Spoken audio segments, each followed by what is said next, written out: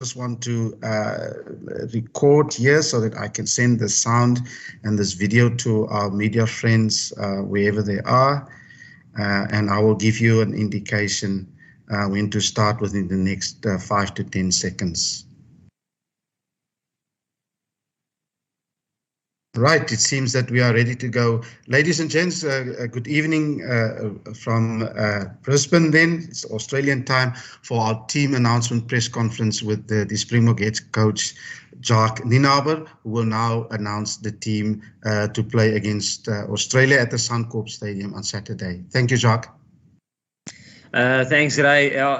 Good evening or morning, whatever it is in South Africa. Good evening for the people here in Australia. Yes, the Springbok team for the second test against Australia at Suncorp there's only 3 changes. The first one is Trevor Nyakane will start at loosehead. And then obviously with him coming in, Stephen Kitsoff moves down to the bench. And then the last change is Marvin Ori is in at 5 lock for Lode Jager, who received the concussion in the test match. So yeah, that's the only change. Other than that, it's the same team that played the first test. Thank you, Jacques. Short and sweet. Right, ladies and gents, if I now can ask you by a show of hands, if you can just indicate if you want to ask Jacques a question. So while you gather your thoughts and process that information. Right, I see Tinus, you up. So firstly, over to you. How's it, Jacques? Just want to know, what do you lose by Lewitt's absence, and what do you gain by Marvin's inclusion? Obviously, the thing is, Lewitt's experience, I think, is the first thing that will come to mind in my head. Lewit has played 50 test matches, and Marvin, I think, has only played a handful, you know. So that is the first, probably the biggest thing, is that we lose experience there. But in saying that, Marvin is an experienced lock. He's got a lot of first class and Super Rugby caps, and he's been in that position. He played with Eben from schoolboy level, or at the same school at Tygerberg, so they know each other well. So probably experience, but more than I mean, that's why Marvin is with us on the tour. We trust him as a player, and looking forward to see what he can bring to the party. Thank you, Jacques. Craig Ray, you're up next.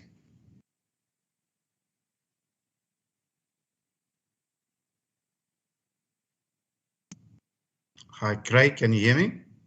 Okay, we move on. Sorry, can you hear me now? Yes, I can. You can go ahead. Thank you. Sorry, Jacques. Hi. Last week you said that the team was a little bit flat after the, was one of the reasons that, they didn't perform as well as you thought. Have you put your finger on why that was? I won't say flat. Did I say that after the press conference?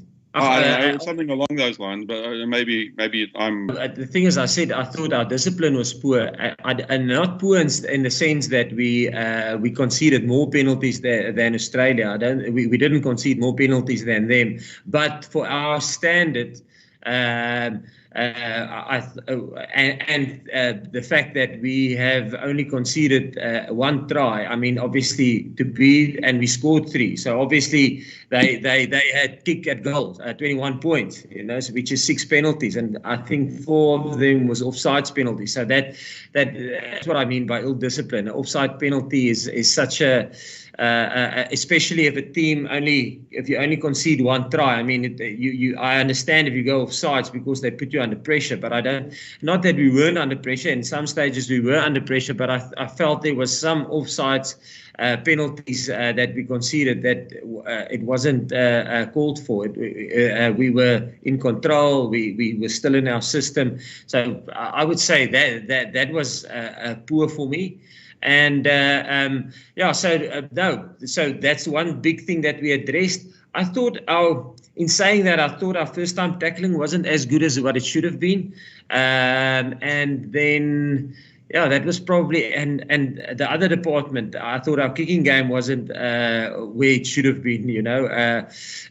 We conceded 6 points just purely on exits out of our half, which we had the ball, which we conceded penalties from that, which is not like us. So that for me was below par as our own performance. I didn't know the detail. Obviously, after the review, I can say with more detail what was wrong, and obviously we worked on those things to fix that. Yeah, thanks. Thank you, Jacques. Right, Hanshenk, you up next.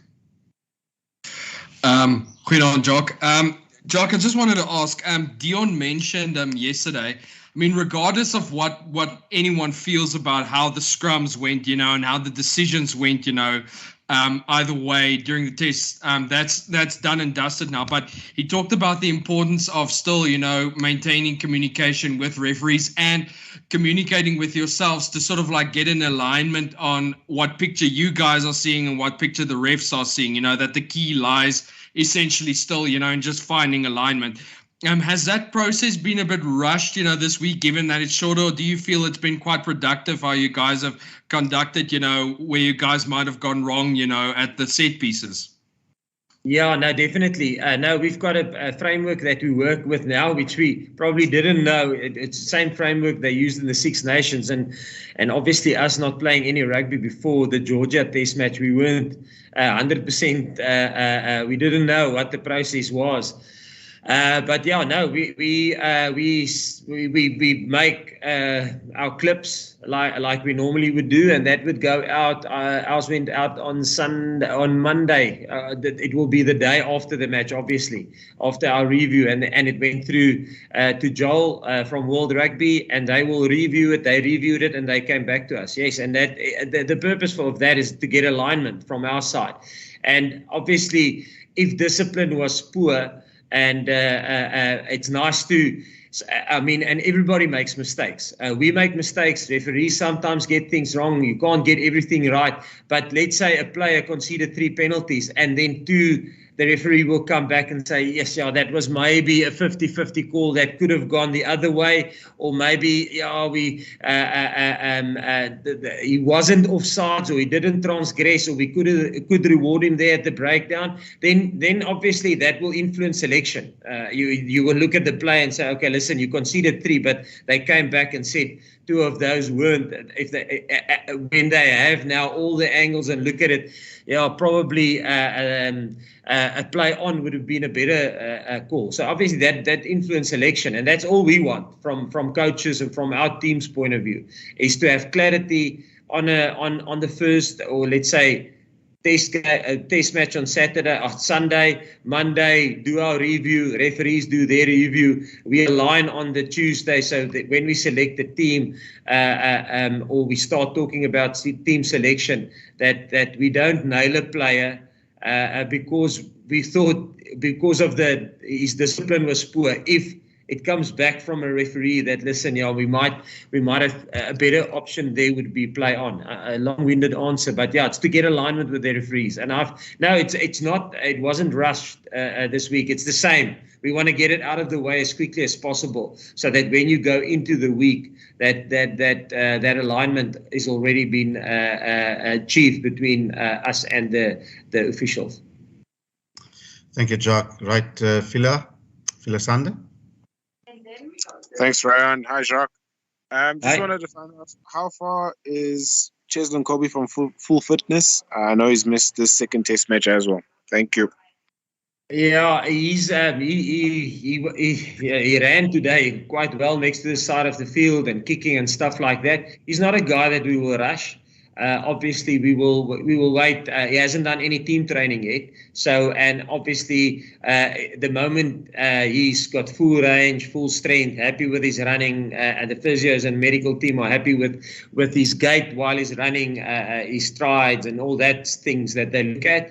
then obviously we'll introduce him into team trainings, and then it will be a return to play protocol that we normally follow within our team. So currently he's in the return to training. The moment he finishes that, and he can start joining us in team training, then his return to play protocol will start. And like I say, Cheslin is an experienced guy. Our medical team is an experienced medical team, so we will take guidance from them. But hopefully, and all we can do as coaches is hope that he will be available for next week, and obviously the week after. We wouldn't have kept him if we don't think he will be ready within the next 2 weeks. But again, in saying that, rehab is a funny thing, you know. That you build, and the moment the player, the load is too much, and he gets pain again, then you'll probably step down a level and you start building up from there again. So it's not something that you can say injuries is, listen, he's going to be ready on that date. Projection will tell us that he will be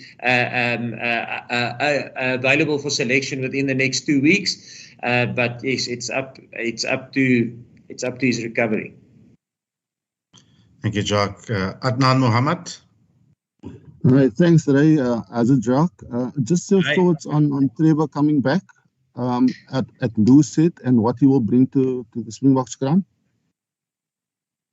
Yeah, Trevor obviously brings nice experience, and yeah, Trevor he played Lucid for us in that Argentina Test match as well. But then he sustained an ankle injury. I think he came off quite early. I think it was 17 or 20 or 23 minutes around about the middle of the first half.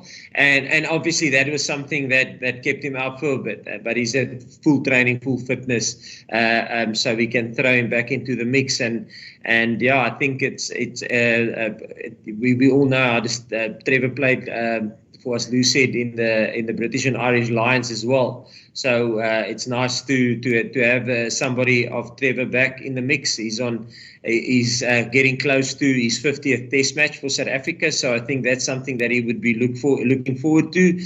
And yeah, so it's nice to have him back. Good. Thank you, Jacques. Justin Ford. Thank you, Ray. Good evening, Coach. Just a quick question. In terms of the turnaround time, notably you guys played on Sunday and obviously it's Saturday this week. Is it still, do you feel enough time to correct, any wrongs from last week in order to really just go one up again this weekend against Australia? Yeah, no, definitely. It's not a 6-day turnaround. Was the same turnaround. We sometimes when you play on a Sunday and a Saturday again, you get a 6-day turnaround. Normally it's Saturday to Saturday, which is 7 days. And then sometimes you get 8-day and longer turnarounds. In the World Cup, from our Canada Test match up to the quarterfinal, I think we had a 12-day turnaround. And then between the Welsh, the semi-final and the final, we also had a 6-day turnaround. So it's not something that's unfamiliar for us. And yeah, we've got a certain week structure that we put in to a 6-day turnaround. So now we tick all the boxes as per normal. Okay, we move swiftly on to Ashfaq Mohammed. Thanks, Ryan. Hi, Jacques. Your lockdown situation with Nicholas having to leave and now Lood out, are you a bit concerned? Would Lood still be available for the All Black Test? And then also your bench configuration with the 3 loose forwards, you stuck with that with the 6-2 split there and Shaw and Damien as the only backs. We know what happened last week with the goal kicking. Did you consider maybe bringing Elton onto the bench? Yeah, to answer your first question in terms of Lood, yeah, Lood sustained a concussion. And normally, if everything goes well in terms from your return to play from concussion, it normally takes 7 days. So obviously, because it's a 6-day turnaround, he will miss it with a day. And I'm sure he will be up for selection again for the All Black Test match. So yeah, it's purely listen, it takes 7 days for a guy. Normally, they must be symptoms-free, and then you start doing light training or light exercises. And there's a whole protocol that you go through with the concussions, and it takes 7 days. But now it's a 6-day turnaround, so that's a Luat situation. Yes, we stuck with our 6-2 split. Yeah, continuity. In terms of that, to think, we try and think as unemotional about team selection as possible. Did we secure the last breakdown and where Nick White stole the ball? If we had a better clean out there and maybe a better platform to launch off, it was our ball, and we kicked the ball out and we won the game by 1 point, and we would be smiling here.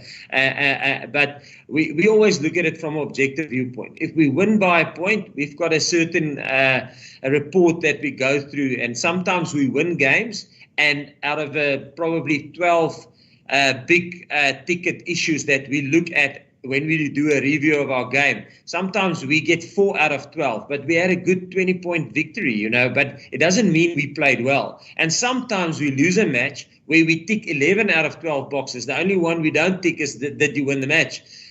So sometimes we play well and lose, and sometimes we play poorly and win. So we try and take as much emotion out of it as possible. And when we looked at it from an unemotional point of view, yes, nobody misses goals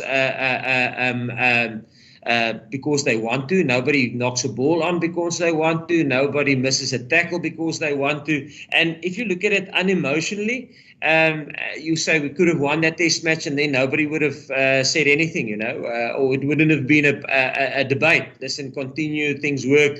I thought there was issues that we had to fix, and like I said, I thought in the kicking game, and unfortunately both is in my department, both departments is mine, the kicking game and the defense, and I don't think we were on song there. I thought we were off in both those two departments, and that's something that we worked hard on, and we have to fix going into the next game.